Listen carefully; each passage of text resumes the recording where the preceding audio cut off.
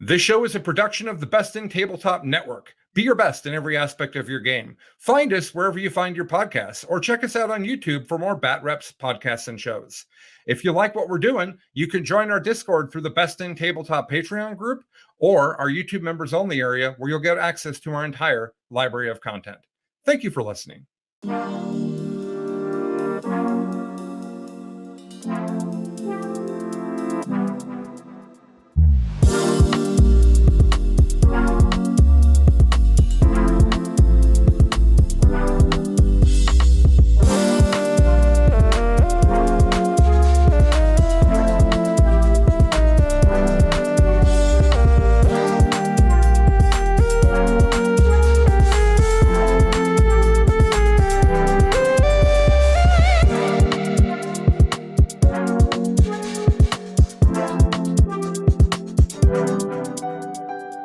Welcome to Best in Faction, the next generation. A podcast which starts right at 10 a.m. every single Saturday.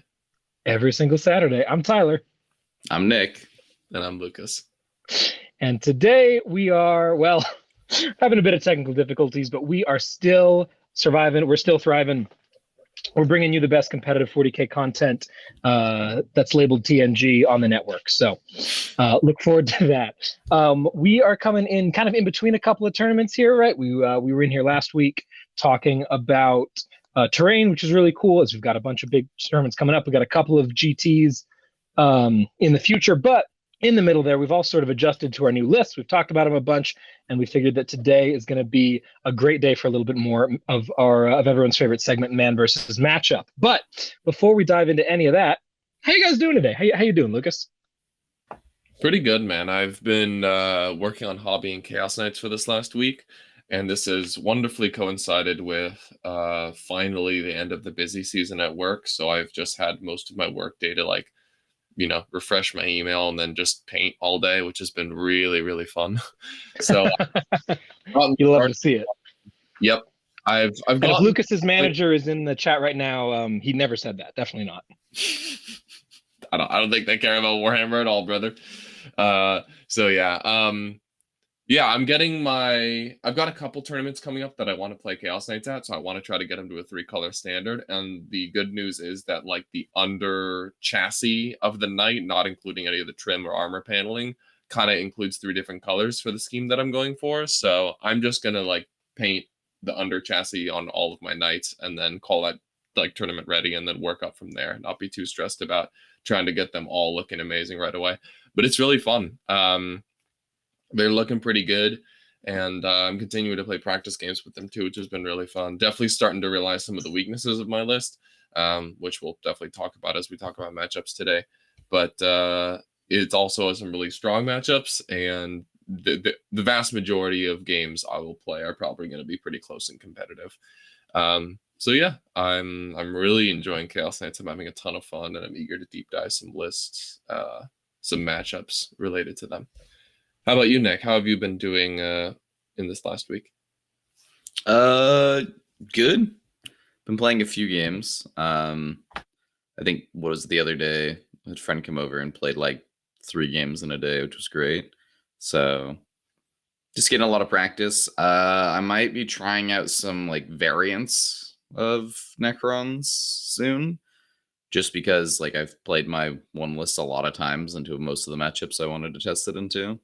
So I wanted to kind of go test out maybe the Plains list, because I do think that there's some matchups it's better in, and I want to see if that's true before Harbor Heresy comes up, which is the next tournament I'm going to. I think the weekend of September 10th and 11th. So, Very cool. Very cool. Looking forward to hearing more about those scary carry metal robots who continue to be putting up the numbers there. So we'll see how they're feeling. I should note that it is currently late August, so sometime the next 3 or 4 weeks, we will have a balanced data slate coming, I believe. So that'll be a fun thing to look forward to, especially for some of the armies that we play. That might get some adjusting. I sure hope it's right after LVTT, or if it's right before, if it's the week before they don't use it, because that's one of the things that kind of sucks. A week before a tournament, you can't really, paint up a bunch of stuff if you need to switch your army or switch your lists. Yeah, for sure. And there's tournaments so frequently these days that someone's gonna get screwed over. Just a question of whether it's Yeah. gonna be you. Very cool. Very cool. Awesome.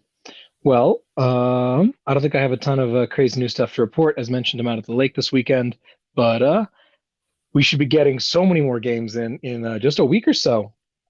What is today, Saturday? Yeah, I think a week from today I'll be on my way up. So I'm very hyped. Looking forward That is super exciting, man. to some BitRep TNGs. Should be pretty cool. Yep. Oh yeah.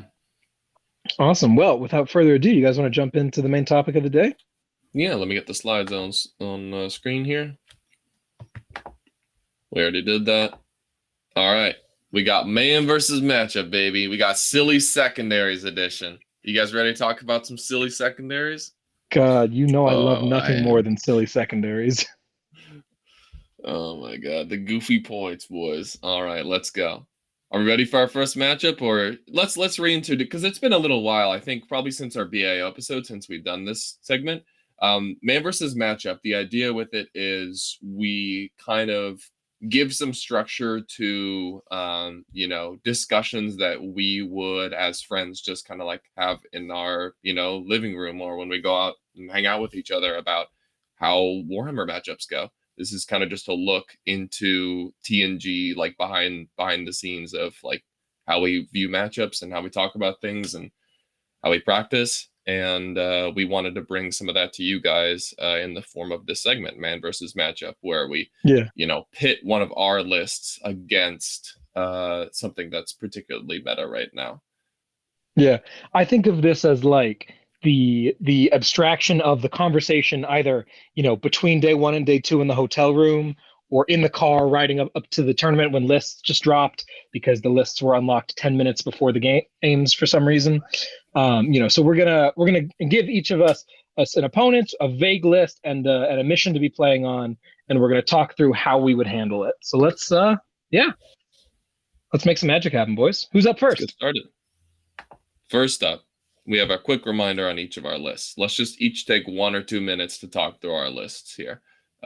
Just give a brief overview, tell us the core things that are in the list and what it's trying to do very, very broadly. Nick, why don't you go first? All right. My current list that I've been playing a lot is the Scorpic Legion. Actually, it's the Triarch Extermination Force is the canonical name. It's got the Silent King. It's got 18 Scorpic destroyers. It's got the Void Dragon, Transcendent Catan, and then some trash thrown in like Tomb Blades and Locus Heavies that run around, do actions, shoot down different targets. And it's got some support characters in the form of a Technomancer and a Chronomancer. I mean, the list basically leverages its strength of its faction secondaries to hang out in the middle of the board and force your opponent to come over you and deal with it. And then when you deal with it, or when you come over there to deal with it, you get bashed in the face by 18 Scorpex.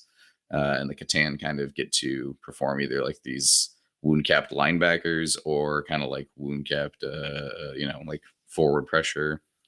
Very simple. Come over and fight me, and I'll fight you back. Nice. Tyler, you're up. Tell us about this midfield control double cover forces. Yeah, so I'm playing Behemoth Double Cover and Four-Armed Emperor forces. If you want to see the list in its entirety, we've talked about it on the show, and also you can check out the short that I did this week, talking about building it in the GW app. The basic idea is that I have these 2 squads of 5 Tyrant Guard who will get double cover, so they'll be T6, 4 wounds, 0 up save. One of them will have Catalyst to be this really durable midfield threat.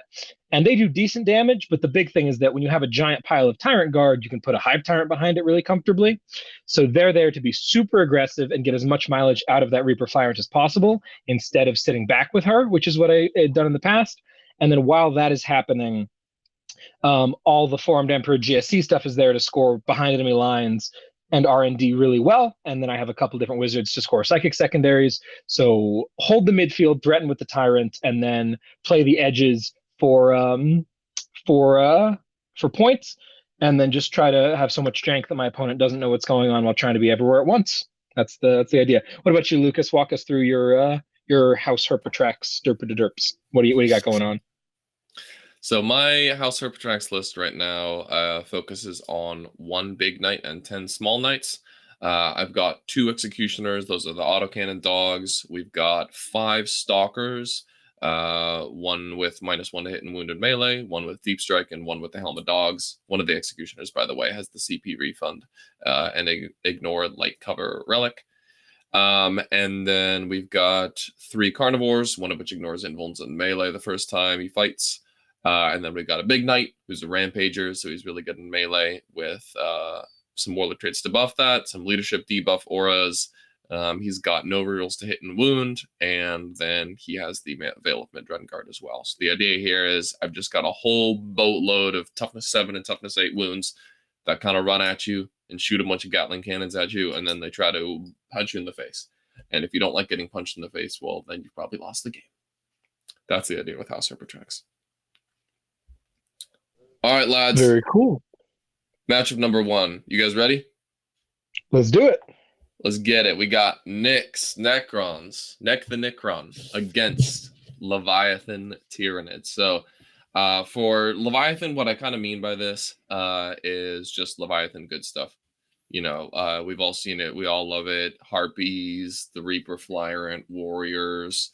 What are some of the other best Leviathan units? There's going to be Zonethropes in there. There's going to be some Biovores in there probably. Maybe they're running a Pyropod. But mostly relying on the strength of the Warriors and the Harpy as 2 absurd data sheets and the Reaper Flyrant to get the job done. They're going to apply a lot of pressure. They're going to hit very hard, and their only game plan is table, right? They have terrible secondary play, but it doesn't matter because their units are just that undercosted. And the mission is tear down their Icrons. And in this mission, you want to go into your opponent's territory and plant bombs, and that adds to your primary score. All right, Nick, take us through what you're thinking on this mission up against Leviathan.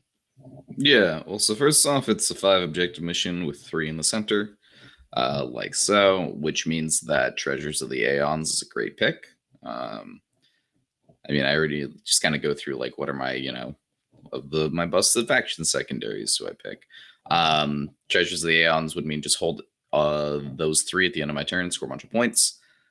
I would probably default to Ancient Machineries as well, because just go scan each of the middle objectives and score 4 points per. What is it? I don't know how many no prisoners levy lists give up these days.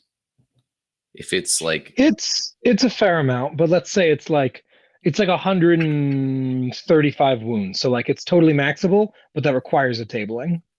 Yeah. The issue with that is it conflicts with treasures, and I think treasures on this map particular is easier than no prisoners. If we're playing something like Recover the Relics or like Tide of Conviction, where I know they're going to rush me down and I have to go hold the 2 on their side, I think I'd rather just take no prisoners and try to muscle through them. But on this mission, I think treasures is easier. After that, I haven't actually had a practice game into NIDS yet. I've been trying to organize one, but they keep taking off in the middle of the night. And Purge the Vermin, I mean, I'd probably default to that the first time I play. I don't think Levy has as much jank as like a forces list, so I think it'd be a lot easier to keep things out of my quadrants. I mean, correct me if I'm wrong here. And I think no, not at all. I think those are probably the 3 best. I mean, I know it's boring, but hey, if it isn't broken, don't fix it. So what's the game plan here then? Right, they're gonna rush you really hard and try to hit you in a lot of places at once. They maybe have some fights last in the form of the Venoms. Maybe also they've got Death Leaper. So they've got some combat shenanigans, and they just have a whole lot of meat that, in my experience at least, Scorpex are not real good at cleaving through. What do you think you're going to be trying to accomplish here? Yeah, I mean, I don't think there's anything really tricky I can do. I think it's just kind of throw, my units I'm fine dying first upfield and scoring me points, and trying to stay outside of like their advanced and charge threat ranges if at all possible. I'd like them to kind of give me the bulk of their force to connect with, or if they throw a unit out way ahead of their force, I'll connect with that unit. The biggest thing is I don't want like their whole army to come crashing into my whole army on their terms. That loses me the game. if they get to charge multiple units of Scorpex and I don't get to do anything about it, like if they go, all right, charge here, fight / charge here, and they kill both squads, and then they go, okay, pass to you, you have 6 Scorpex, the king, and 2 Catan, and you haven't killed anything, I think I lose the game.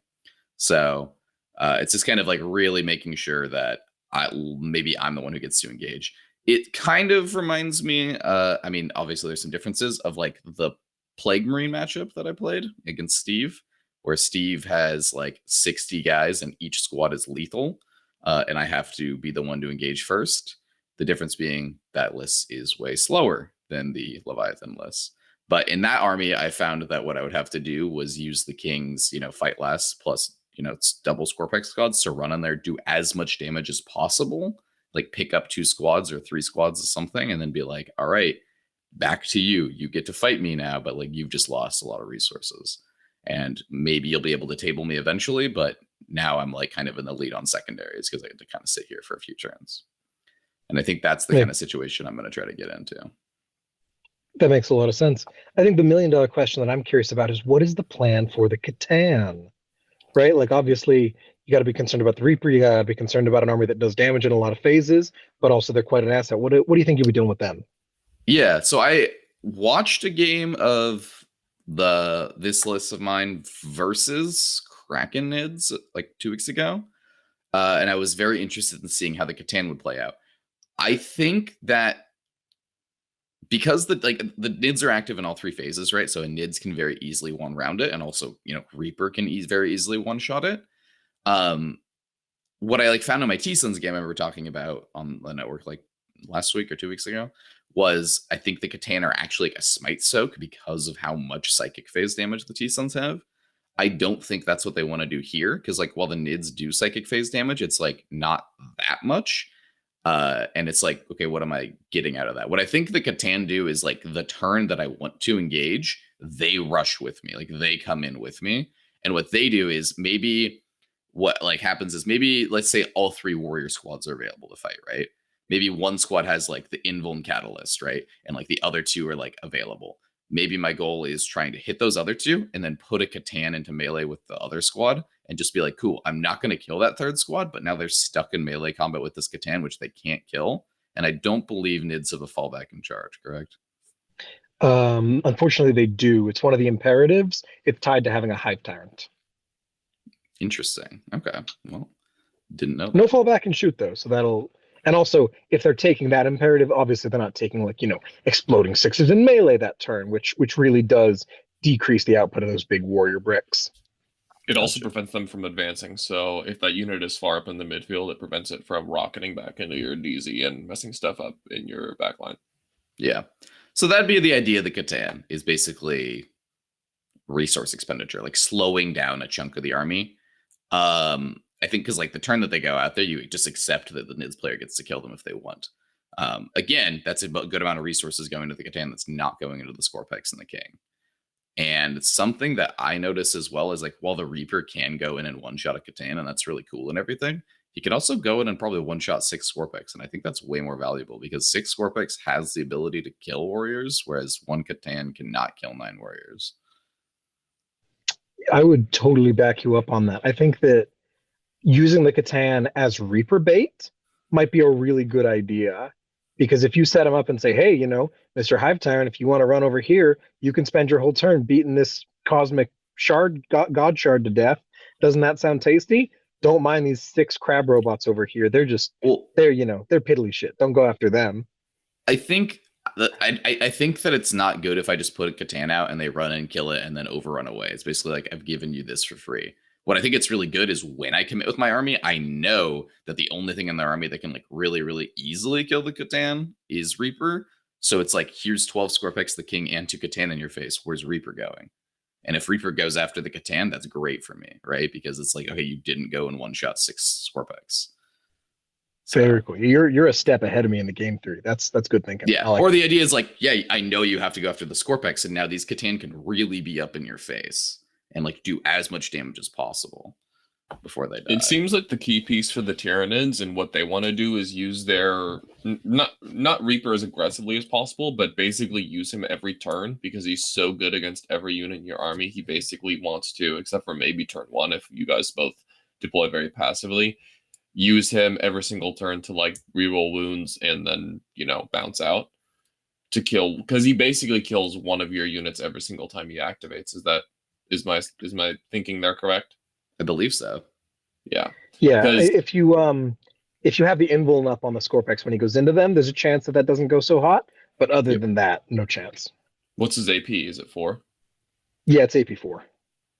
Yeah. Scary.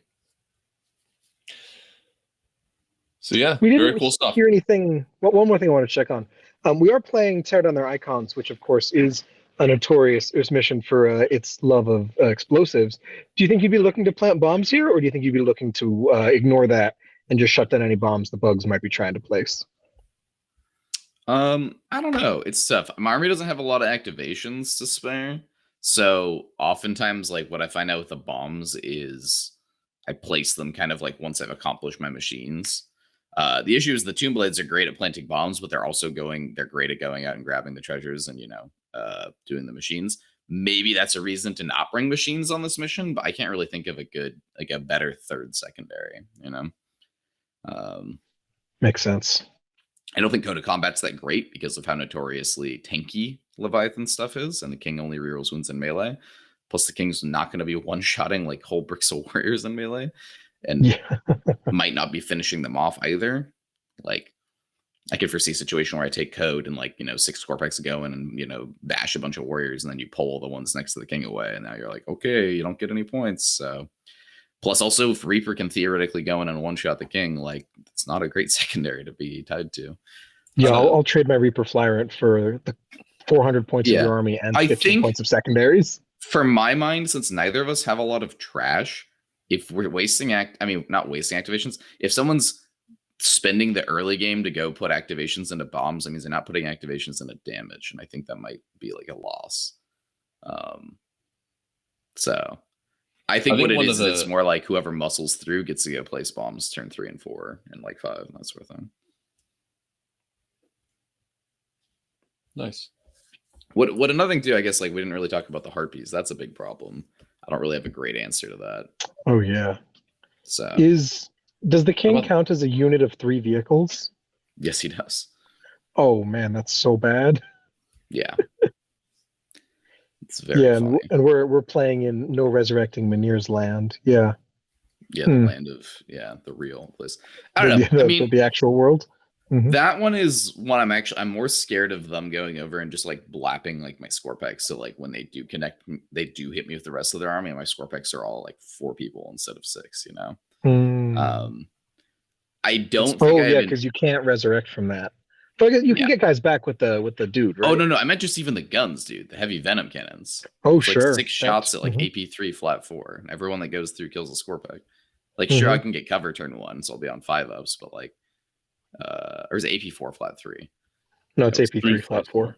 Okay, I always get that one confused. So it's at least I'll be on my 5-up cover. It always gets on ignore cover, right? Nope. Cool. I mean, I don't have a problem with killing the harpies once they get close to me. The biggest thing is I basically need it to, they can't fly up in front of me and shoot me. I have to make them come fly behind me and shoot me, because then I get to send the Katana the king over and clean them up. So what they could be really annoying about is just actually harpies aren't really fast enough to bomb and move off the board, right? Yeah, they're only movement 40. Yeah. So that's another thing. I could also even put stuff in the back so they can't land. Or do they have the annoying thing where they can pivot mid movement, right? They do the double pivot, yeah. Yeah, very funny. So they can fly backwards. Just honestly, basically one make of my it so they don't top get 5 to least favorite things in the game right now. Go on. Yeah. So for those, it's basically accept that if the Nids player goes first, they get to take their pound of flesh, but make it as annoying as possible. Think about where the harpies could land, that sort of thing, and think about okay, how am I going to kill them immediately once they do come over here? And only one has synapse usually, right? Only one can have synapse. The other often has a 4-up invuln. Yeah. So, I mean, who knows? I got 5 big shots. Maybe I get lucky and blast one out of the sky turn 1 if I go first. It's entirely possible. So, they're just annoying. Something I got to deal with. And I'm just going to make it, just try to make it so the Nids player doesn't get to come over, bomb me, and then fly 20 inches away from me. That's really bad. That's a game loss. if I just get to let them get away. So yeah, any input? What do you get? I think one of your biggest strengths in this matchup is getting around the classic Leviathan durability, which is transhuman, right? They're really hard. Leviathan's really annoying to kill because of a couple reasons, but the biggest one in my mind is transhuman, and you just having rerolled a wound army wide. I mean, it's obviously tied to a character, but having rerolled a wound on most of your units for most of the game is a good way to get around that. So I feel like if you can orchestrate those engagements right, that's a big advantage in your favor that the Leviathan player might not expect. Is just how quickly you can kill all of his infantry guys with reroll wounds.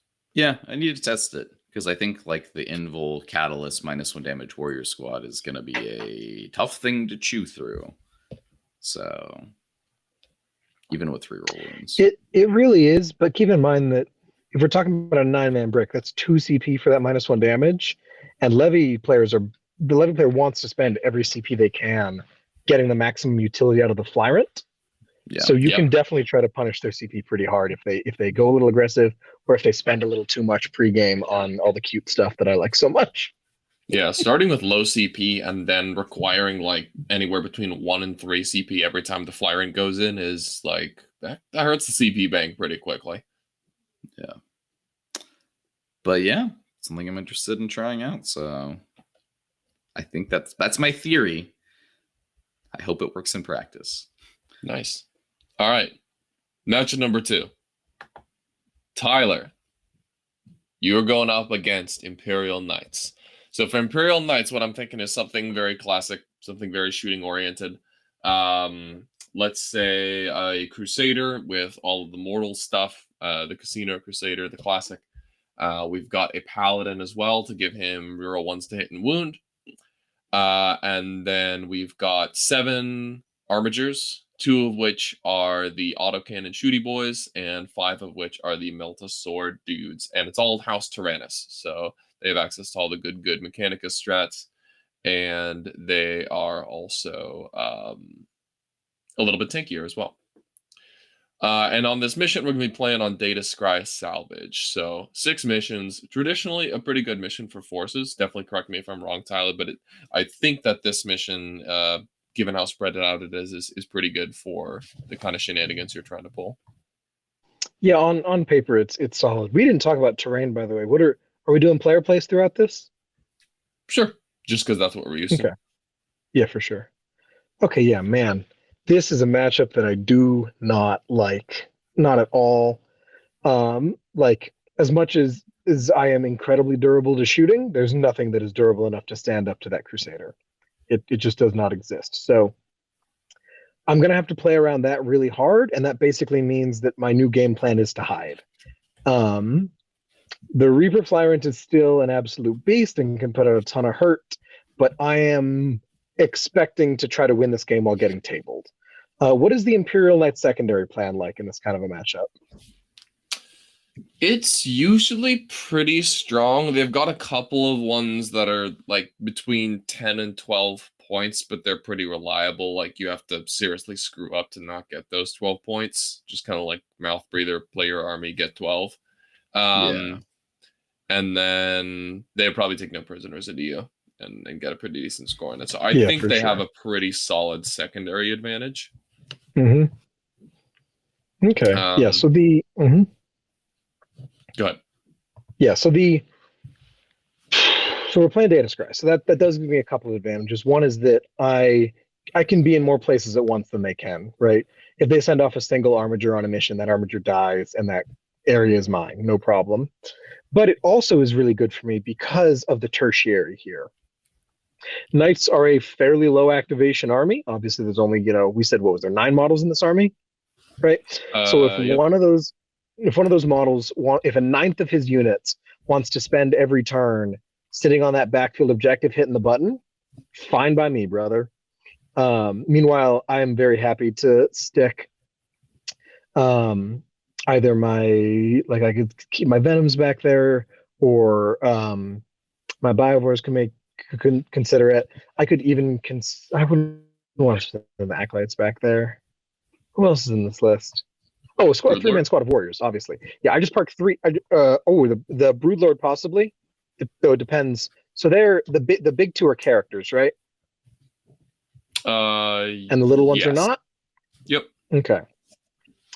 Because So mental interrogation seems like a solid secondary here. that's what I was thinking. Yeah, psychic interrogation is gonna be great here. Their leadership are like 8 or 9. They're 9. They're 9, yeah. So there's some potential CP in there. And then so I'd like my Broodlord to be out and about doing that, but I'll have the just a 3-man warrior brick on the back hitting the button every turn, and then I can go play for tertiary like that. Because my secondary plan is fairly solid, right?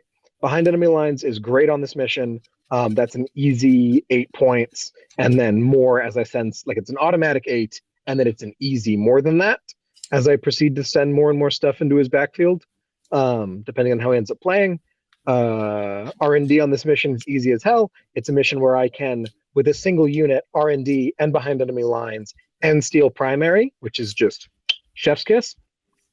Obviously, his armigers are OBSEC 5, so if he wants to park an armiger and a big boy in the back, that would be a little bit hard, but just an armiger I can tie, and then a big boy I would OBSEC and he's not, so that's great. They do get OBSEC in the late game, though, right? Yeah, by like turn 3 or 4, they have OBSEC. Yep. Okay, so there's a potential for that I have to deal with, but we'll see. And then yeah, I definitely have the hitting power to do a lot of damage here. The Tyrant Guard hit like a truck into these guys, like they will eat armigers like they're not even there. The Flyrant, similar vibe. And the terrain becomes a really big issue because it's a game of like, can I have the Tyrant behind the Tyrant Guard and the Tyrant Guard invisible? If those two things are checked, I'm smooth sailing. So that becomes a lot of questions. The Drill Squad is going to drop into his backfield and charge the armiger that he left there, and that's going to go great. Maybe he left something bigger there, but that's fine by me because it means it'll be easier to hide from. But yeah, so I think secondary-wise, we're on reasonably level footing. Primary-wise, we're on reasonably level footing, so I have to win this game on the tertiary. So that means hitting the button every turn, grabbing middle objectives, and then making sure that he cannot hit the button by killing or just standing next to whatever's on that backfield. And I think that's going to be my path forward. This is a very tenuous path. Like, this is a game of inches. And if I'm not able to hide as well as I need to, I could just get blown off the table pretty quickly. But that's sort of my game plan going in. How does that sound to you guys? Yeah, that definitely sounds like the right approach to me. I think this is definitely the Imperial Knights favored matchup if you don't use all of the tools in the toolbox to try to approach this. And I think the tools that you stated are the perfect ones, right? Like, don't expose your army to him. Don't just rush at him and get yourself killed. Although it is worth mentioning that the Imperial Knights have basically no access to Ignore's cover, and then all of their shooting, except for the Melta-Lances, is AP2. Just so you know. That is something you can exploit to your advantage. Yeah, the battle cannon, the Gatling cannon, all of it's AP2. Oh, interesting. Oh man, it's complicated. So like, how to walk me through the mortal wound combo again? Right, it's 3 CP, but it's free once per game. Yeah. So when the Crusader is under the effect of the Paladin's Bondsman ability, which he is unless you kill the Paladin, he can use a certain kind of stratagem for free once per game, and it's the 3 CP mortal wounds on 6s. And he's got a battle cannon, and he's got a Gatling cannon, and the Gatling cannon's Endless Fury, so it's 12 plus D6 shots. And then he has a warlord trait called Blessed by the Sacristans, which says that every time you roll a 6 to wound, you do an extra mortal to a cap of 6. So that's another 4, 5, 6 mortals. It's called that one's capped? I think so. I think it's capped against targets. So you can like split fire, but you can only score a max of 6 mortals per target. Something like that. Double check that. But yeah, it's called the Casino Crusader for a reason. Some people run it with more reliability that requires some warlord traits and free game setup to be able to get auto 6s, which are really strong. The Casino Crusader does more mortals, but it's reliant on literally just happening to roll 6s. And there's a little bit of extra reliability because he's reroll 1s, but like, he could just do no mortals and do like 2 damage to a Tyrant Guard with all of his shooting. That's completely a potentiality or something that could potentially happen. He just rolls the dice and sees what happens. Okay, so here's my thought then. I want to, and I don't like. I'll see if I see an opportunity to do this. I don't think I want to do it overly intentionally, but give the Casino Crusader a bead on a squad of Tyrant Guard with Catalyst, and see what happens. Except that he's going to take a pound of flesh, but he'll do it his one time for free, and then I vect it. So if he wants to do it in the future, it's now instead of 0, it'll be 4 CP next time. And in the Imperial Knights, they definitely generate CP fairly quickly, but now I have some play to move around it, and I got to dictate his big use of it on my terms, instead of just always knowing that at any moment, if something goes wrong, that's right there. That's smart. Knowing that, oh, I didn't kill the thing, I didn't overrun, my Tyrant's getting shot at now. Oh no, but he doesn't have that in the chamber just ready to go anymore. Yep, I like that quite a bit. That could be one. That's probably the vect target. I was also thinking of, they have a +1 to armor save strat in melee, +1 to armor. 1 CP +1 to armor save. So that could be helpful, but I think you do so much damage that you kind of just whomp him anyway. Yeah, all the things that I care about are AP4. So like, cool, you can take your 6-up saves instead of no save. That's fine. Yeah, I like that plan quite a bit. It also gives you some data on like, is this survivable in the future given the number of 6s that he rolled? And then like once you've kind of thinned out his armigers, you can plan accordingly and go for a threat overload play where you just like run the rest of your army at him. The one other thing I want to add. Oh, go ahead. The other thing about that guy, isn't the Crusader usually the like Tyrannus, like special knight, the Knight of Mars or something? Not if he's blessed by the Sacristans, I don't think. Oh yeah. I thought you could double Warlord trait. Warlord trait? I've never seen it. He could totally be. Yeah. Doesn't matter. Does this list include... Go ahead. Is that there may be multiple ways, up to 2 ways, for them to turn a dice to a 6. That's not going to be early on in the game, at least. But like, I think with one of their vows, once they become like virtuous, which they usually will get like 2 by turn 3, they can turn a dice into a 6 after seeing the results. Yeah. I've not when I put the one time that I have played Imperial Knights was actually with Kraken forces at Charity Hammer into Noah's, and yeah, that was a spicy combo. Do these lists tend to have any gun only armigers? You know, like an autocannon guy, for example. Yeah, some of them do. Not everyone does, but I think that people that don't are frankly making a mistake. You can have 2 gun armigers, and you can take a relic to give them both +1 to wound every single turn. Yeah. So good. that right there, those guys right there are a liability.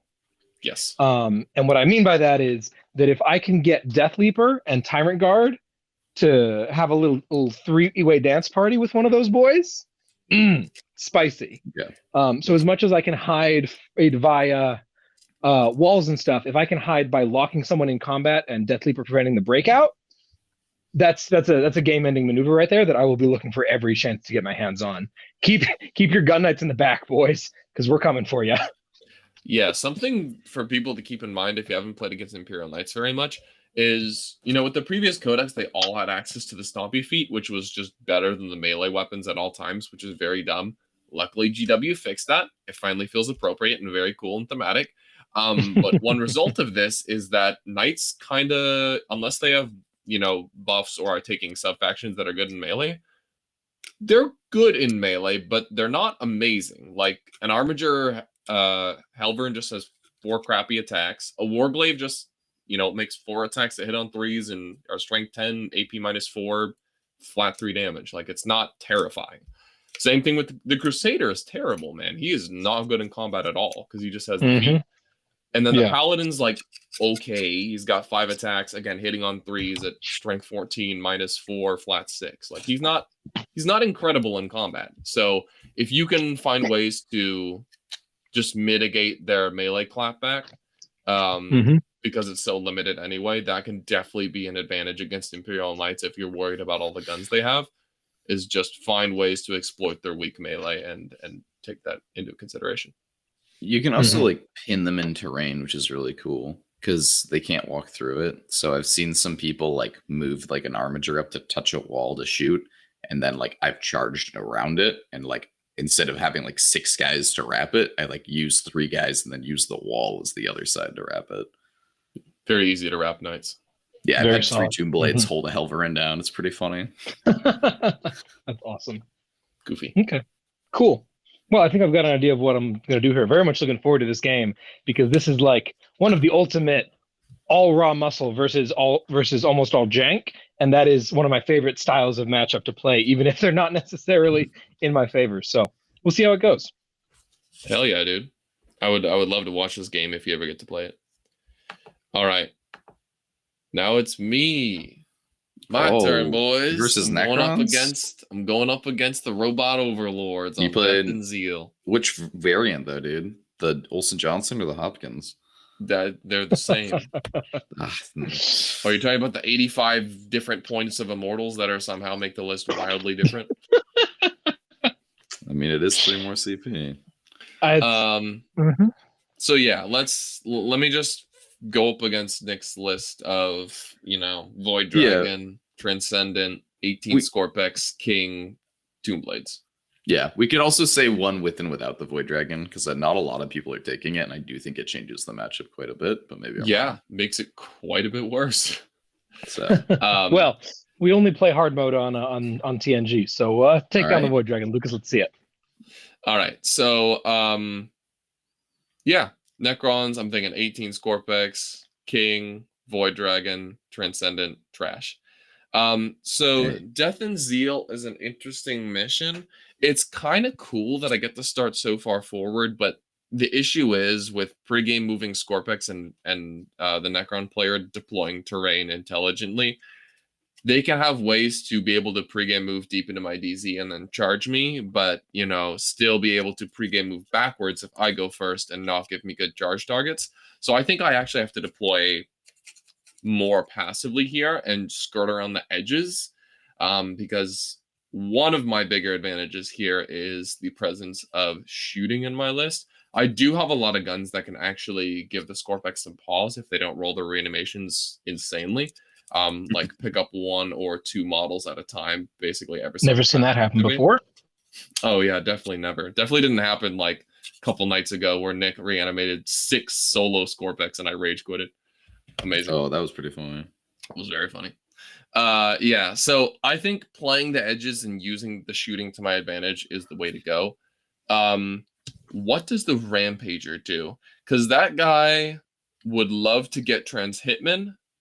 I don't know if no rerolls is enough to save him, and he's definitely going to get chewed up big time by all the mortals from the Catan and just generally getting blasted by all your big shots. So I think he might go. What do you guys think? Do you think he's better to go up a flank or just run straight down the center? Because I mean, if he makes it into the Necron deployment zone, there's potential for auto explode, stand back up, all those kind of different plays that I can do with that guy. I'm curious what you guys think would be best for the Rampager. I'm thinking straight up the center because that guy kind of, given that he's melee only, he kind of needs to get stuck in to get his value. So I'm thinking just hope to go first and run forward. I mean, the thing about that guy... Oh, sorry. Go ahead, Tyler. I really like the idea of pressing him on one flank and saying, hey, Necrons, you want to hold 3 objectives? You're not holding this one, right? And sort of forcing them to put all their guns into him while you manipulate the Scorpex and whatnot. But he's doing so little damage for his points at that point that I think you're right, and you really do have to apply maximal pressure with him. Because as we've spoken about in the show a lot, you got to table Necrons fast if you're going to have a chance in hell of pulling out this game. And I'm skeptical of the passive strategy sort of in the first place. What do you think, Nick?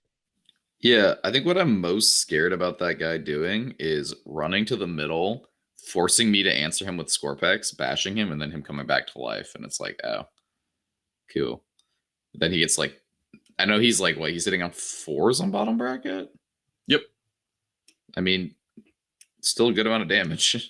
1 CP can make that hitting on 3s if he makes a charge move. There you go. Exactly. So spicy. That's annoying because it's I kill him and then he just picks up most of that squad of Scorpex back for free. The thing about him that I would say is he's gonna get shot turn 1. So you might as well just like put him on the line. It's also like, sure, I could do. Can you -1 damage a big knight? In melee. Cool. So like, because he's 28 wounds -1 damage, I don't think 6 Scorpex pre-game moving are gonna kill him. So you can just be like, sure, dude, come over here and do that. I mean, I might be able to like combo it with like, shooting, Catan powers, and Scorpex, but like, I don't know. I think if he starts like I think you either do 2 plays, which is start him on the line, run him straight at me, or like what Tyler said, kind of start him in the DZ and like go down, like say you're player A, go down to that other objective, down barrel in the right corner and be like, cool, dude, you're not going to go get 15 on treasures because there's this rampager drooling on the objective. Try to like split my forces up. So that's something that Necrons really don't like to do, is split their army up. Yeah, definitely. That was the rampager drooling image. Yeah, the image of this giant hulking, chaotically demon-possessed machine just drooling on the objective. He's blessed by Be'lakor, man. That takes a toll on the mental state. I don't know. Fair enough. Because I've seen you do the run up the middle and he was just answered. But it's also like, what if he's not answered, right? What if he doesn't die? Then he picks up the Scorpex that charged him, and then he gets to charge another target, and then he maybe comes back to life again. I think that guy, you just got to rely on the fact that he's got 4-ups and the Necron player doesn't get to reroll against him. And you're like, I'm flipping coins. Let's go. Yeah. Another thing we talked about too is like resource management and like resource allocation. We've talked about that before. I think you kind of play him very similar to like how I theoretically play the Catan and the Levy matchup, where the turn he goes out there, he's going to be soaking up damage that the Helverins aren't going to get. So it kind of lets your guys also like not have to run from building to building. They can just run right at me. Because it's like, all right, Nick, all right, Necron player, what do you want to like shoot? You want to shoot this Rampager? Or do you want to shoot these like little guys who are running around? Yeah, I will say, if you're going to go on the line with him, you got to go on the line with everybody. There is no half-assing this, because if you put him on the line, you go second, he gets blasted, right? You're in a very awkward spot if everyone else is 8 inches further back. Yeah. I'm thinking all the other guys are on the line, but like hopefully not maybe the Helverins as are back in charge range. Yeah. I think you could definitely put all the Warglaves in charge range. I don't know. It's complicated. Yeah, this is why I chose this mission, is because the pregame moves starting so close to each other introduces a new dynamic of like, oh my god, I could get charged by 18 Scorpex on turn 1 if I'm not careful. Also a massively Necron favored mission, because again, it's one of those 5 objective missions with 3 in the center. That's true. So I in general find that my opponents committing units to objectives, because I mean, you've said multiple times, Nick, that your list and other Necron lists tend to lack trash unless they're just spamming scarabs. So like the earlier I can peel up those units and get rid of them, the better is my view. And that's why I think deploying on the line and basically just starting the fight turn 1, if at all possible, is the right thing to do. It's also deploying on the line has the added benefit of, if I go first, I can move up 12 and cut angles into your DZ, right? If I move the stuff that's on the top of my DZ to the left 12 inches and the stuff that's on the bottom of my DZ down 12 inches, and then just like shoot into your zone, should be able to cut angles on all sorts of stuff. You can't really hide everything. So what's your tan plan? Shoot them and hope they don't spike invulns, and then punch them, and then do that again next turn. I have one source of out of phase mortals that I'm aware of in Chaos Knights, and it is Ravenous Terror Shades. That has a cool combination, cool synergy rather, with the Rampager, because he has an aura of take that check on 3d6, drop the lowest. So there's actually like non-zero chance that the Catan player could on 3d6, taking the 2 highest dice, roll a 10, 11, or 12, in which case you could do some mortals to Catan. I did that in my practice game and stripped, I think, 2 wounds off the Void Dragon, which made me killing him in melee next turn possible, which was really cool. That's not a reliable method for certain, but I mean, given that we have no other source of out of phase mortals, reliability is kind of out of the question right now. Yeah, it's something to just try, because otherwise the Catan are so much of a headache that it's kind of insurmountable. Yeah, I played Lucas's list the other night against a Emperor's Children like shooting list, which also had Abaddon in it, and Abaddon was a ridiculous problem for that army. Yep.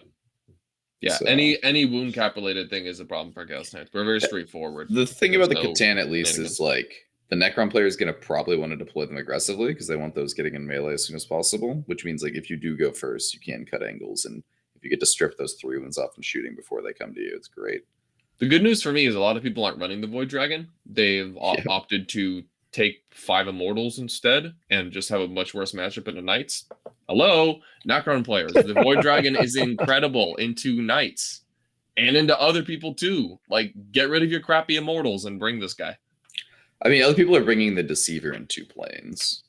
Sure. I meant like the Immortals versus Void Dragon debate. I think a lot of people are just not running Immortals at all. A lot of people are doing Vanguard outright.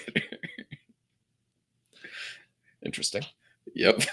Either way, I definitely think this is a Necron favored mission, but perhaps if I start the fight early enough and peel up enough resources and get them to start committing their real meaty units, I can start picking them up. Because once I connect with Scorpex, in theory, I should be killing them pretty quickly. Yeah, it seems like it's a lot of tempo because if you can with your OBSEC, you have so much OBSEC 5 around. Pin them in, hold them off of getting in their early secondaries, and then survive long enough to get to turn 4 and turn off all their OBSEC. Like, that's a scary proposition for a Necron player. It's a very big ask, though, to do the first part and actually pen them in. So I think you really plan on going first, unfortunately, and do your best if you don't. Another really strong thing you can do, I know that people talk about like, Necron secondaries are like insane and like they're uncounterable. One that is actually counterable with your army in particular is Ancient Machineries, right? Because they have to control the objective to start the action. Yep. And so if you put like 1 dog on an objective, most of the time they're going to have squads of 3 Scarabs or squads of 3 Tomb Blades trying to do that action. So they actually do commit 2 trash squads now to go like control that objective and then scan it. So it's just something to keep in mind that you can do that's very annoying for a Necron player. Yep. And that's why I think Machines is much worse than Bring It Down in this matchup. Well, sorry, Nick, could you quintuple check that you have to control that objective in order to scan it? Oh yeah, I'll quintuple check for sure, dude. Thanks, bro. Anyway, you read the wording to me, actually. I mean, I know they're taking treasures. Oh yeah, they might just take treasures per to bring it down. Probably. Yeah, that does seem a lot easier. Yeah, 345 seems pretty good. No, yeah. If they do take machines, though, there's your way of getting around it. Yep. Very cool. All right. Cool. I think we've said all we want to say on this matchup. Let's move on into round 2. Nick, you're going up against Farsight Enclaves, featuring this somewhat blurry but awesome picture of Farsight diving into combat. Very cool. All right. Secure precious artifacts. Yeah, I forgot. I've put you on the same deployment type twice, but this one the objectives are going to move, which is going to be interesting to talk about. You're going up against Farsight Enclaves. For Farsight Enclaves, I'm thinking some type of commander loadout. I don't actually know if which commanders they take changes your game plan at all, but probably at least 1 Cold Star and then either an Enforcer or a Crisis Commander of some kind. I'm thinking they go for the tried and true triple Cold Star plus Enforcer. That seems pretty sick to me. Oh my god. That is a Chad commander loadout. Let me It really is. Yep. How many hammerheads do they have? 2, 10 Crisis, and then just crap. 10 Crisis. Fodder. Fit 10 Crisis and 4 commanders in a list? No, that's why I said 2 commanders. But why are you playing Farsight Enclaves if you're only taking 2 commanders? Because you don't have CP to juice them up. Fair enough. Yeah. Some kind of mixture of 2 to 4 commanders, 5 to 10 crisis suits, 2 hammerheads, maybe bombers, and then chaff. Yep. Some like a devilfish with breachers and some crew hounds, etc. Yep. Cool. Yeah. So Farsight Enclaves is the one Tau faction that scares me the most because they have access to a warlord trait that allows them to ignore wound caps. I haven't actually played into any other Tau sept. Everyone I've played into has started taking Farsight because of the ignore wound caps, because they all got wrecked by a local friend playing Abaddon, and then they show up to me and they're like, "Oh, cool." So I've had a lot of good test games. This is one army that does also scare me as well, because it does have the ability to just table the Necrons. They have a lot of great profiles into Scorpex, like AP4 flat 3. They're decently quick as well. So this is a game where I've played this practice game a few times before, and it's one where you actually just, you sacrifice your units to hold them off as long as possible and accept you get tabled like turn 4 or 5, and then hope that you did enough the first 3 turns in scoring. This one, Secure Precious Artifacts, it's interesting. I think that if I go first, like if I get the attacker, I think I take their objective and move it closer to me, knowing that they'd probably take mine and push it further up or move it closer to them, which is fine because you have to hold your prio at the end of your turn to get, that primary. If theirs is 6 inches closer to me and then I take like my home objective and move it 6 inches closer, I now have this really tight triangle I get to exist in the whole game, which is like super good for Necrons.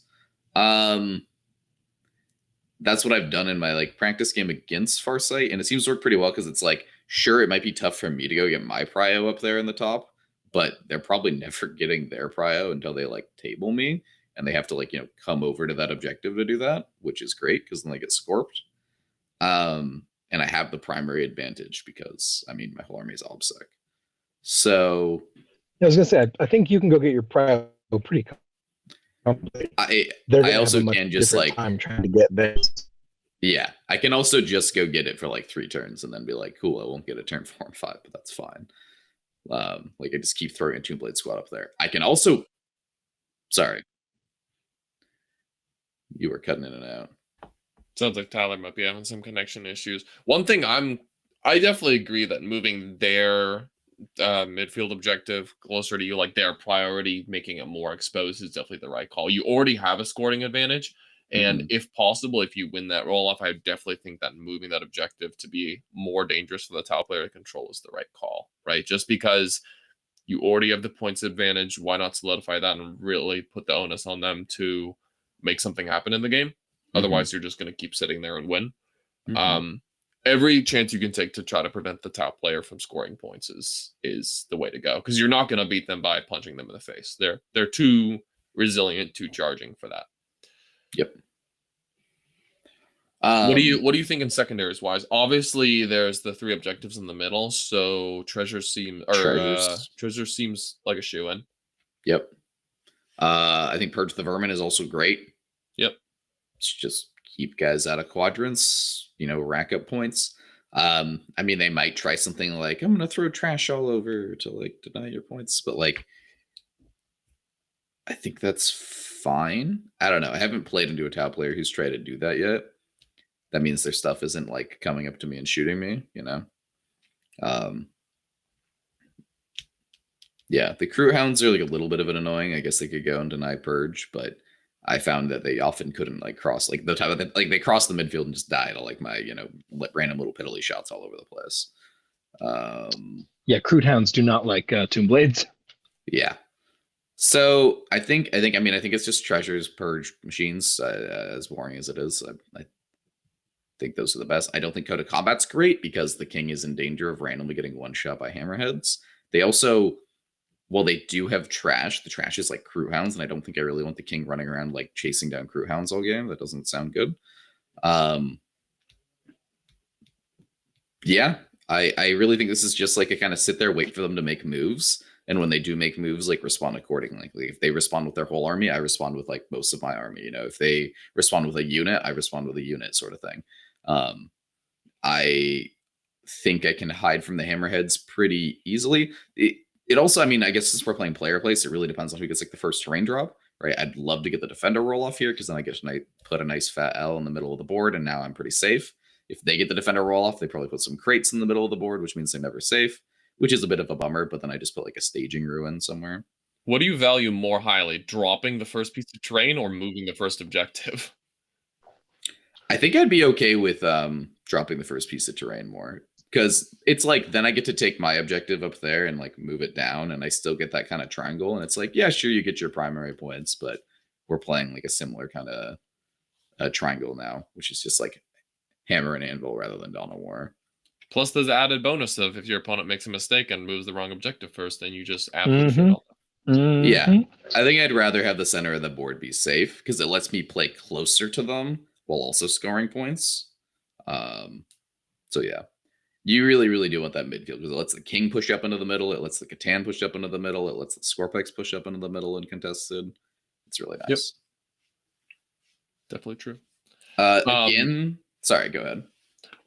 One thing that I wanted to mention was just how easy hammerheads are to kill for conventional anti-tank weapons like the ones you have that are, 36 to 48 inch range, AP4, high damage. If you don't have an invul, you're dead. You can definitely zap some hammerheads pretty good with that. If you need to have a go turn, like if the top player aggresses on you really hard and pushes everything forward, you can, push your anti-tank out and like zap one or both hammerheads in one go if they're exposed. Because obviously they need line of sight to shoot you. I don't think I can kill both because they are pretty tanky with 14 wounds, but I can definitely pop one. I've done that like in the past. Yeah, I've popped one hammerhead and then the other one's like, I'm going to shoot the king, and then it just misses. And I'm like, nice. Yep. Like or it goes through and just blows up one Minear. Yeah. They do hurt, but they have to hit and wound. Yep. And those things also blow up for D6 mortals within 6. So there is always that liability. The thing about the Catan as well is like, while they do have the ignore wound caps, a lot of their stuff's like strength 6. So Catan or T7. So they're just kind of like, all right, I'm wounding you on 5s without any rerolls. Like, I hope I get you. Yeah, they very easily do the 3 a turn, but that guy with the like fancy ignore wound caps trait I've found doesn't actually finish off Catan that regularly. He does. I've seen some people who take like the spooky ignore invulns like prototype plasma. And yeah, that's a bummer. Like doing 3 damage just randomly to a Catan. But I, in one of my test games against Tau, have had the Void Dragon go down really quickly, and then the Transcendent just like lived the rest of the game. Yeah, I think if you're going to build the ignore wound cap commander, it's going to be a Cold Star because they have an inbuilt target lock, and then you can take that prototype system because that alone basically, between a CP reroll on a 1 to hit and then in the innate Farsight reroll the wound, that plasma rifle is AP5 and ignores cover. That's going to put 3 wounds on Abaddon, no problem. That's going to put 3 wounds on a Catan, 0 problem. Mm-hmm. Like, that is a really strong combo that I think if you take Master of the Killing Blow, you want to have on that guy. Agreed. Man, you guys make me want to play Tau. Sounds like fun. I think the Catan play very similarly to the Nids, where once like my army's committing, the Catan leap out as well, and they're like, cool, you don't have the resources to kill everything. Wee. And that's kind of the idea there. Yep. If that commander has to decide between putting all his shots into Catan and putting his shots into Tomb Blades that are actually scoring a ton of points, that's not an easy decision for him to make. Yeah. It's a tough matchup, but I think the impetus is on the Tau player to come and table me in 2 turns, or else they lose. So we'll see. I'm supposed to test into a list with like 2 crisis bombs that are like going to be way more aggressive. So I'm interested in seeing if I can stand up to that. So, are you more scared of Monka or Kalyan? I don't know. Theoretically, I'm more scared of Monka because if advance remain stationary. But also like, aren't their weapons all assault and they can like crisis commander to ignore it already? They have ways to ignore it. Yeah. Yeah. Monka is like more AP, which is cool, but all the stuff that I'm scared about is already putting me like through. I guess it means all the little burst cannon shots are really annoying now. I think I'd be scared of like what Tyler was talking about, like the triple Cold Star commander with Monka, because it's like that's a bunch of AP3 burst cannons or whatever. That's kind of annoying. Monka doesn't give AP anymore. Doesn't give AP anymore? Oh, I thought it was like AP1 instead of AP2 or something. I don't know. No, they took it away entirely. And there you go. Yeah. All right. I haven't seen Monka in forever. So I don't know. Okay. Kyan's annoying because they get to fall back and shoot turn 3. But like, I think that Kyan comes in too late for it to be that much of an issue. If they do a good job stopping me from scoring like the first 2 turns and then Kyan comes online and like turn 4 they're deleting me off the board, that's a problem. But I think that might be more like on a 6 objective mission where treasures isn't as easy to score, where Kion's going to be an issue. Yep. Like, recover the relics. Kion seems like a nightmare on that. Because I don't want to go to the house side of the board at all. And then turn 4, they fly over and just hose me. Yep. Agreed. All right. Any other closing thoughts on this, or should we go on to Tyler's second matchup? Let's go on to Tyler's. Let's do it. Bring it on, boys. All right. Tyler, you're going up against Word Bears. This artwork looks sick, by the way, dude. It does. Love Word Bears. Please tell me what Word Bears do. So you played against Emperor's Children, is that correct? Yeah, I played in Emperor's Children. Not Word Bears. They though. function similarly, but they swap out the fight phase control, like the fight lasts and the fight first on every unit, because everything's everything can be Slaanesh with Word Bears too, but not usually not. They swap out all that fight phase control for just being better in combat, because they have innate rerolls to hit in the first round of combat. And they also have a 5-up feel no pain against mortals, which shouldn't matter that much against you. So in general, the idea is they take a whole bunch of efficient, fast, and relatively tanky MSU trading pieces. Like, I'm thinking multiple squads of between 5 and 8 possessed, multiple squads of between 5 and 8 warp talons, some legionaries, maybe a big Terminator brick to be super tanky. And then Word Bears can play the secondary game pretty well as well. They have a cool secondary called Exalt the Dark Gods, where they just move to the center of the board and they do an action, and if the center of the board is clear, then they get 3 points. Or it's not 3 points, but like it can be a 15 eventually. They get like a tick, yeah. Yeah. It goes up the more you do it. Yep. So the idea is MSU trading units all over the board, big tanky Brecker Terminators hanging out with some badass characters, walking into the middle of the board and bash you. In general, very little shooting. They might have some weapons on their Terminators, but probably not. And they might have some Venom Crawlers, but that's just like strength 6 -2, 2 damage, piddly shooting. Do you think they'd have Abaddon or no? Let's say Abaddon's in there. I think Abaddon's a pretty solid part of most CSM lists, so I think we can chuck him in. I don't know if you... Yeah. Do we want to say Abaddon and Terminators and then a little bit of MSU, or Abaddon and a bunch of MSU for this theoretical matchup? Let's put Abaddon in there. Yeah, I guess... I think Nick is asking, do you still take the Termies? Because Abaddon and Termies is like 800 points. That's true. Because that really minimizes your MSU. Seen that around here, but I've seen that. I don't know. What do you think is the? I think a more common random meta player you run into is gonna take 10 Termies and Abaddon. Yeah, because that seems to be like the auto include in every CSM list, which it isn't, but that's kind of what like you'll. Yeah, I think the CSM Termy brick is very easy to play. I think again. It seems easy to play, but it also seems like a very easy trap to fall into, because you're going to sink a ton of points and a ton of buffs into this unit that does okay in combat, I guess.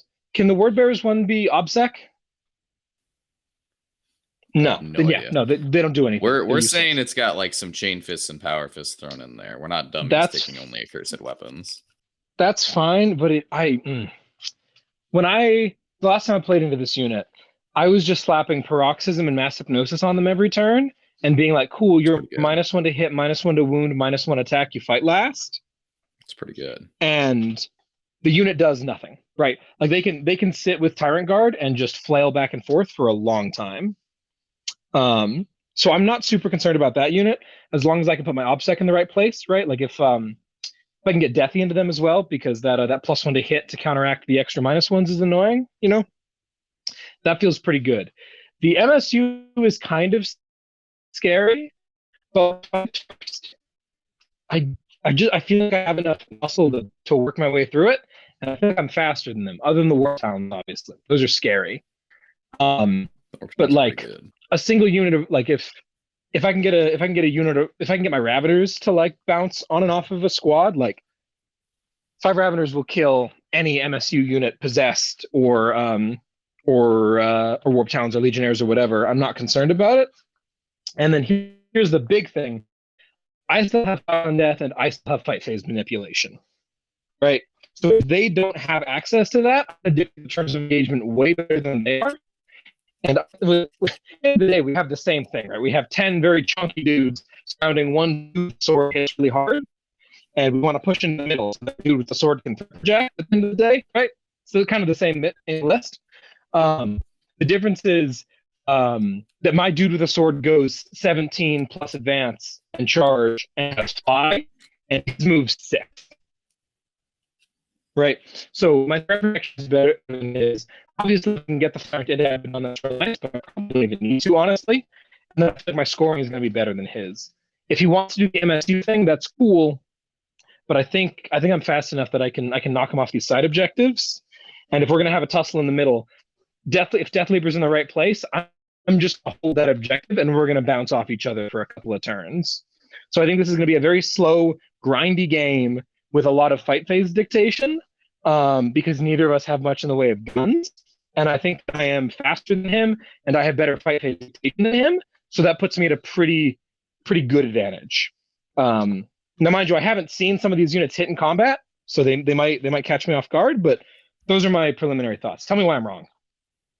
I definitely think you're right, actually. I think in melee-oriented matchups, having the fight pace control and speed that you have over something like Word Bearers gives you an advantage, right? Because they can only advance and charge in one place, and only certain units can advance and charge, having the Mark of Slanesh. So, yeah, I definitely feel like, given that guns don't really matter, I don't really know if where your terrain is deployed matters, but like, just offering a wide front and threat projecting multiple vectors, because you can also advance and charge, and then just kind of like pushing forward and making sure you're always going to be the first one to get the first hit in, seems like the way to go here. Abandoned Sanctuary, and if I don't, I'll fight on death. Yeah, exactly. Fight on death. You have plenty of they have no fight last at all, so you're going to be doing all the fighting on death and interrupting you want to. Mm-hmm. I definitely feel like, some of their faster units could give you some pause. I think if they have any more than like 10 to 15 Warp Talons, that could be really scary for you, because they blunder anything that's not. I mean, they frankly might blunder Tyrant Guard as well. They full reroll the wound, right? Yep. Yeah. You can also make them Strength 6 full reroll the strength wound. 6 AP3. Yep. You can get Strength 6 AP3 +1 to wound. That's as fairly well, spicy. Yep. Very spicy. Okay, so they can definitely dish. They can hit pretty hard. Have you played Reaper into Abaddon yet? Yeah. How does it do? Does it one-shot him? It kills him time? very. If you're willing to expend the CP, definitely. The big thing is you have to do the impact mortals, right? Because if you don't do the impact mortals, you're just praying for like 2 failed saves. And if you do the impact mortals and then it's cool, I only need 1 failed save, it's no big deal. It was complicated into EC because there was any EC character can issue a fight last, so I had to manipulate around that. But when you take that out of the equation, I'm not scared of Abaddon at all. Checks out. I'm just not. What's the Word Bearer's secondary game like? Is their secondary any good? Oh, we did talk about it earlier. Yeah, it's usually built around the people I've seen play them so far take 2 secondaries kind of in conjunction. That's Warp Ritual, so be in the center and do the psychic action. And then Exalt the Dark Gods, which is an action you can do in the middle of the board. The cool thing is, Word Bearers can do it even if you cast. So one guy goes in the middle, he starts exalting the Dark Gods, and then he casts Warp Ritual, and he does all that kind of cool stuff. The issue is, Exalt the Dark Gods requires the center of the battlefield, I think it's within 6 of the center point, or the center objective marker, to be clear of enemies. And against you, that's a little bit harder to do. So yeah, I think Exalt is going to be pretty challenging here. But that's usually kind of their baked-in game plan, are those 2, and then something else that's, take long war to take objectives from you. No, probably no prisoners into you, honestly. Exalt needs for sure. It's a good cleared. Take. Yeah, I think it does. Oh, I don't think Tanner knows that. He definitely does. And then not an art practice game. I think those 2 are going to be not as good in view because you have ways to shut down psychic right between shadows and the warp and your own denies. Yeah, for sure. That warp ritual becomes a little sketch. Also, here's one that that never comes up but totally will, because my game plan was park a bunch of durable stuff and then Death Leaper on the center objective. You cannot start an action within 6 inches of Death Leaper. Really? Yeah. Is that just on his data sheet? That's just on his data sheet. You can't do stratagems in engage range. You can't start an action within 6. So that almost never comes up, but it might be huge there. I should think about using that more in as well, because they're trying to do that kind of thing. So not only is Exalted Archons difficult, but you might not even be able to start it. Hilarious. I love it. Yeah, so you try to do your action while staying outside of 6 of the dude who's going to be in the center of where you need to be within 6 of, and then also while you're at it, go ahead and try to cast it -1 while I'm denying. Good luck. They cast real good, right? Don't Word Bearers have a bunch of casting bonuses? I don't think so. They have the Master of Possession says the thing where he can like chop a dude nearby him, and I think he can like inflict up to a certain. Let me get the. Oh yeah, he can get bonuses to a cast up to a cap of 3, and he just rolls a D3 to like do mortals to squad nearby or something. That's fine though, because the Mop has so many more important spells to be casting. If he's the one casting Warp Ritual, be my guest, brother. Yeah. So that's definitely true. I'm wondering if the correct Word Bearers play is to go for a like more periphery of the battlefield type play. Just let you have the center and get those primary points. It's going to be really challenging, but like try to play the 4 objectives on the periphery a little better because he does move fast. I mean, he can't advance in charge, but like Possessed move 9, Warp Talons move 12, all that kind of stuff. For sure. Can, like send 2 flanks up and just try to take the sides and then maybe go for your home objective or something like that. Take maximal advantage of his MSU nature. What does he have in the way of OBSEC? 10 Legionaries and 10. I think cultists in CSM are OBSEC, so I think he might have 10 cultists. They are. Okay, that's not a that's a problem, but it's an interesting one for sure. Yeah. How are their CP like? Are they starting pretty high or pretty low? Pretty low. CSM have such amazing relics. Pre-game stuff, yeah. They have a relic though that every time they manifest a power on like if they roll, what is it equal to the battle round or like they're going to be gaining 4 to 5 CP over the course of the game as long as you don't kill their mop. Yeah, their mop's going to cast and give them CP sometimes. Yeah, so with that in mind, there definitely is a play on this mission to try to get Gargs on their backfield objective, because as you may remember, on Sanctuaries, you don't get your CP if you're not on your backfield. And if I can pull that off, do you gain the CP at the start or at the end of the command phase? I believe it's start of command phase. Don't know. I think it's start. Yeah, I think so as well. But if someone could double check that for me real quick, that would be awesome, because I would be very curious to know if I can regrow gargoyles to prevent someone from getting their Battleforge CP on my turn. Wait, that's hilarious. Is that true? Sanctuaries? Yeah, you have to control your home to get something. I think it's unless that changed in Nephilim, but I don't think it did. I don't see it here. I think you guys are thinking of Tide of Conviction. Oh, that might be it. What? It's the other Dawn of War one, so. Yeah. But I was pretty sure that was the thing on this mission.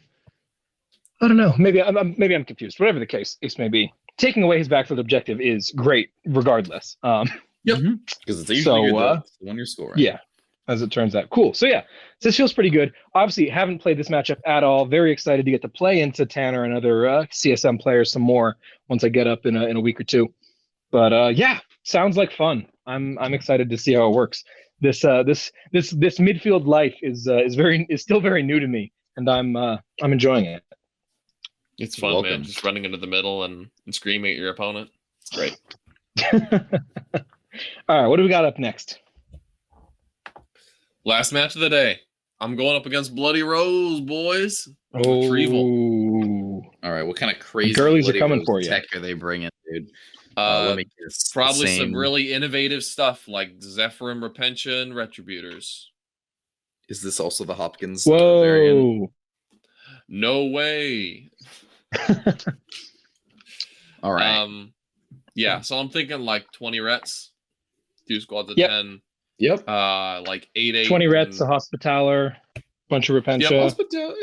I don't see it as much. bunch of but let's Repentia, probably between 15 and 24, Zephyrim, some Battle Sisters, some Novitiates, character complement, Morven Vols Some undoubtedly Seraphim. in there.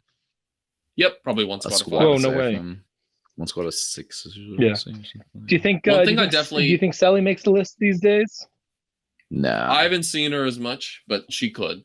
I think she's not going to be in a common meta list. You might run into her, but Sure. not in like the generic Bloody Rose list. Yep. Gotcha. One thing that I'll definitely look for on every Sisters list is that Hospitaller, because she has the ability to bring models back. And a central part of my game plan, as we'll talk about in a second, is chipping away at squads outside of line of sight. A lot of Sisters players don't run the Hospitaller anymore because CP is so short. All their stratagems are so good, and running her requires, the use of CP every turn you want to revive models. And she's also like 50 points or whatever. So I have started to see a lot of Sisters lists without her, and that's definitely a boon for me.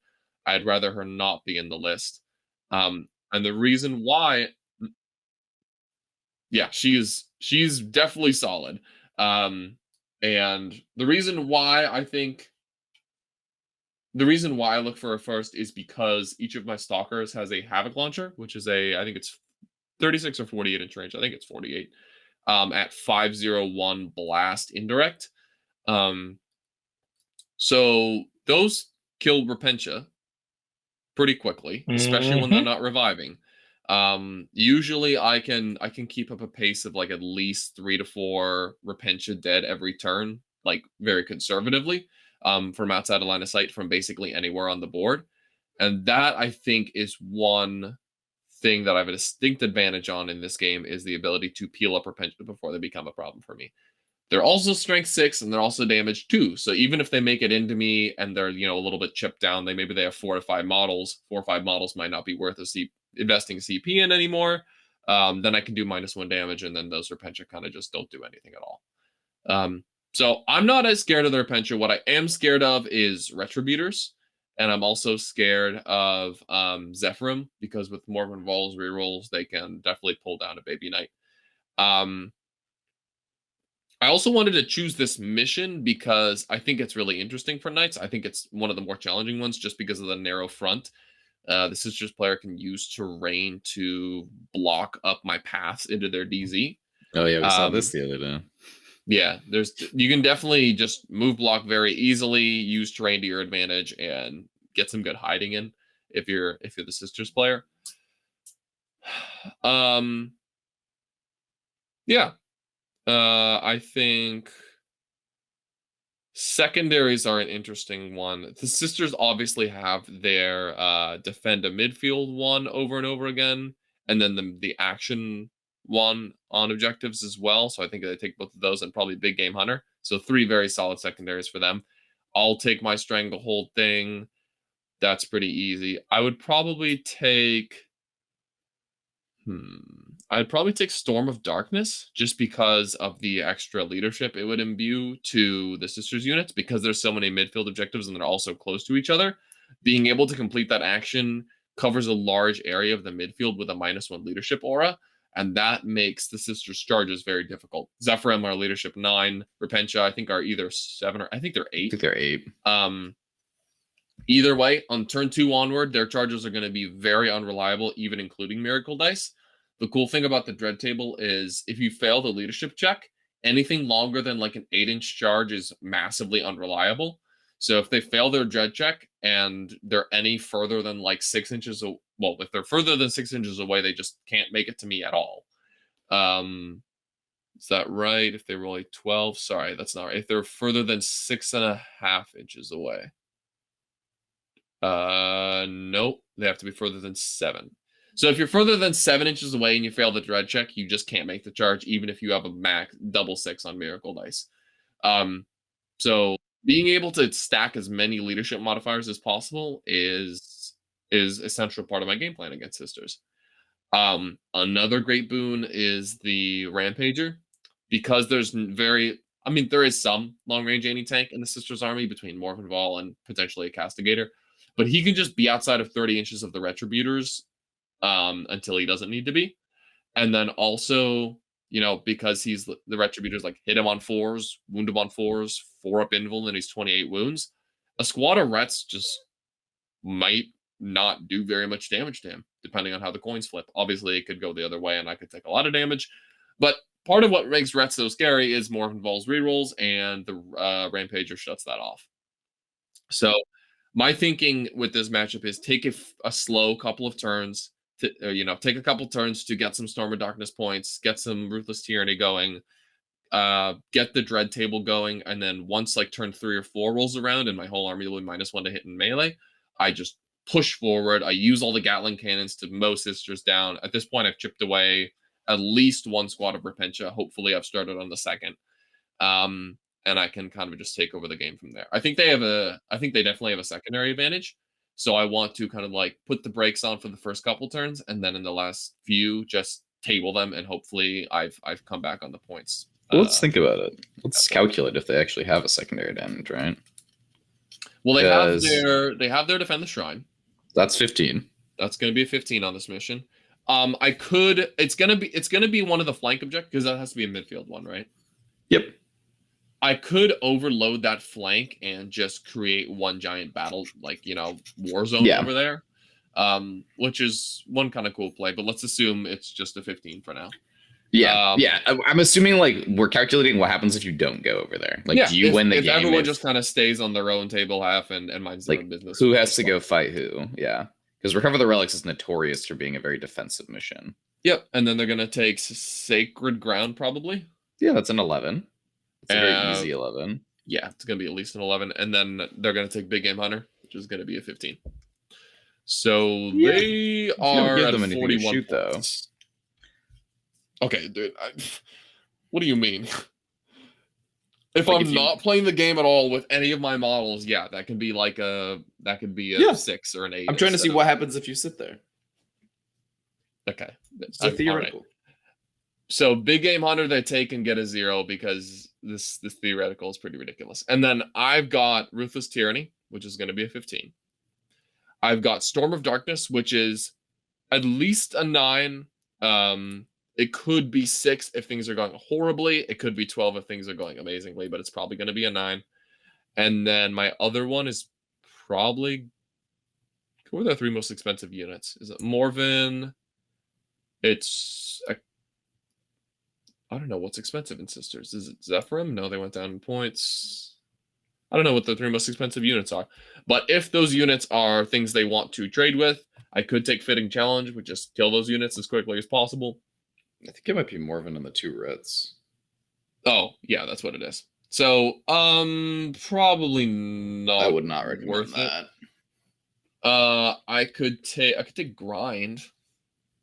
Seems kind of poopy. I definitely would not rather rely on grind them down. So my last secondary is like pretty challenging, dude. I don't know. Yeah. How many characters are there? They got the Canonist, they got Morven, they got the Dogmata, and they've got the Repentia Superior at least, and they maybe have a Hospitaller. So do you take Assassinate? No. I'm never going to get to most of those characters. Okay. Part of my game plan is not killing the Dogmata or the Hospitaller or, anything like that. They also have don't have a lot of wounds, so no prisoners isn't good. Nope. They have like 2 vehicles, so bring it down isn't good. So you can't take any psychic secondaries. Is it a fitting challenge and just try to get a 6 on it or something? I don't love that. I honestly like Assassinate more, but I don't know. I haven't played Knights so much. I think either one of those is viable, but neither of them is good. Yeah. So I think because of that, right, your passive secondary score is 15 plus 9, and there's this 15 plus 11. So the impetus is on you to go out and fight them. Yeah, that's why I think. I mean, I definitely have the disadvantage in secondaries, but I don't think it's wildly so. Yeah. And that's why I think taking a couple turns to chip before you move up is big. I will say on wider front deployment types, i.e. not this mission or the Scouring, this becomes a lot easier because the Sisters Army is such short range, and it's not short range, but it's a very defined threat range. So I can ask where your Retributors are where the multi-milta models are and measure 30 inches away and say, okay, you're not going to shoot me this turn, and then bolt up the flanks with miniguns and just start shooting into where they are. That becomes a lot easier for me. But on this mission, that isn't as achievable because of the narrow front of engagement. And that's why I think this mission becomes interesting. Otherwise, I feel like I'm actually a little bit favored into Sisters. Obviously, it's dependent on the skill of the Sisters player. There are some amazing Sisters players out there, and I'm sure I'd get absolutely rolled by them. But someone of my skill level piloting Sisters, I think, is at a disadvantage against someone of my skill level playing my list, Chaos Knights. So yeah, I think it's just a matter of timing on when to go in and timing my defensive stuff so that -1 damage is the most impactful, so that Zephyrim get hit with -1 a hit on turn 4 because they really don't like that. Yeah, all that good stuff. Any thoughts on this, Nick? I mean, I definitely feel like I've got a lot of tools, although obviously playing all vehicles and all infantry poses some unique challenges for the vehicle player to try to line things up. I think you described it very well. This mission, this deployment type is very tough for you. You're already at a disadvantage on secondaries. This one, you're at a disadvantage on secondaries, and you can't play as aggressively as you would like. So yeah, I think the waiting game is fine. If the Sisters player, calculates their passive secondaries, they'll realize they're going to win by 2, The thing, though, is like, what if you're, I hate to do this, but like, what if you're going second, right? Now you have the primary advantage because you might be able to flood their side of the board at the end of the game and get a 12. The other thing, too, is the primary points like that you get in this game are based off on this mission are based off of killing people. So I like the idea of like kind of waiting to see if the Sisters player gets an itchy trigger finger. And if they do, like punishing them for it.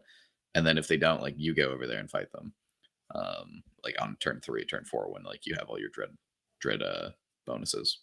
I'm imagining that tertiary score is going to be something like 0 0 0 0 3 3 3 3 3 3. Yeah, I think I might get like a few kills in there, picking off some little shitty squad with a minigun or like mortaring 5 Repentia to death. And they might, get an angle on a Wardog and kill. The thing about these objectives is they are only 16 inches apart from each other. They're very close to each other. Well, the token is 16 inches apart. The actual objectives themselves are like 8 to 10 inches apart or something like that. So, like, what's to stop them just putting up, like, 2 forward ruins and just launching stuff out every turn onto your guys on those objectives? What's stopping them is because the War Dogs with miniguns I have on the opposite side of the map are going to move up 12, cut an angle on that unit, and thin it down. Yeah. My experience into Sisters on like this mission, or I guess this is very scouring like in the middle of the board, right? Yep. You don't have a center objective, but my experience was they're able to launch stuff from one objective to the other very easily. Yeah, my idea there is some combination of -1 damage against Repentia / chip damage from Gatling cannons / mortars makes that not as much of an issue. Because I don't know. Yeah, that's my thinking. I can also put 2 dogs on an objective, and whatever trading unit they have is not going to kill 2 dogs unless I'm severely mistaken. And having 2 dogs on that objective means that it's going to be very challenging for them to kill. They need to invest like the Dogmata OBSEC plus making sure they kill a knight and surviving the clapback is going to be challenging for them. I think the biggest thing is that you're just able to chip stuff away from Atalanta, say, with like Ravenous Terror Shades and those Havoc launchers. Very similar to Sky of Falling Stars in that regard. Yeah, Terror Shades is going to be big in this matchup, especially in combination with the Rampagers 3d6 or extra die aura. God, that aura is, oh man, I know it's super greedy of me to say because I already have 2 Warlord traits on that guy, but I wish I could take a 3rd one. I'm debating dropping the make him better in melee Warlord trait to give him aura, the aura of Terra, and also the Feel No Pain against mortals. Just have him be a big tanky dude. The Feel No Pain is only in the psychic phase, which is a bummer because there's a lot more mortals we're seeing these days that are out of like not in the psychic phase. Yeah, I think if that Warlord trait was all mortals, I would take it on the first Warlord trait on every single big knight I had. Yeah, that seems really good. Yeah, that thing is really good, but it's not. It does also give him a deny, which is kind of cool. But yeah. So yeah, interesting stuff. I definitely feel like I have a shot against Bloody Rose. It's going to be a real scrap on this mission. I think other missions are definitely Chaos Knights favored. But yeah.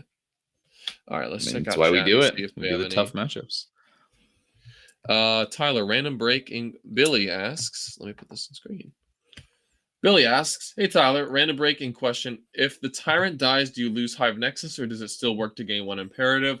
My understanding of that, and I feel like 90 to 95% confident in this, is that the tyrant is needed to activate imperatives. So if he isn't around, then you cannot use any ability that references imperatives. But Tyler can definitely correct you if I'm mistaken in that. You cannot right now, though, as his internet has decided to eat him. But he jumped in the lake.